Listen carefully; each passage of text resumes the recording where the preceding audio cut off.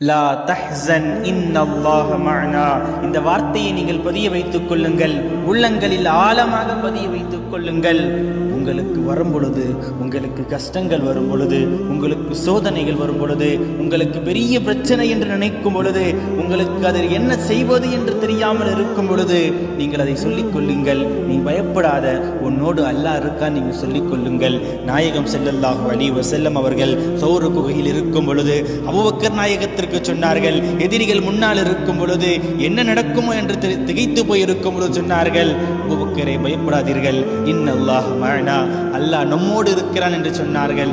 நீங்களும் சொல்லிக் கொள்ளுங்கள், உங்களுக்கு பிரச்சனை வரும் பொழுது நீ பயப்படாத, உன்னோடு அல்லாஹ் இருப்பான், நீ கவலைப்படாத, அந்த பிரச்சனையை அல்லாஹ் பார்த்துப்பான்னு சொல்லி உங்களுக்கு நீங்களே சொல்லிக் கொள்ளுங்கள். உங்களை அல்லாஹ், உங்கள் பிரச்சனையை அல்லாஹ்விடத்தில் ஒப்படைத்து விடுங்கள்.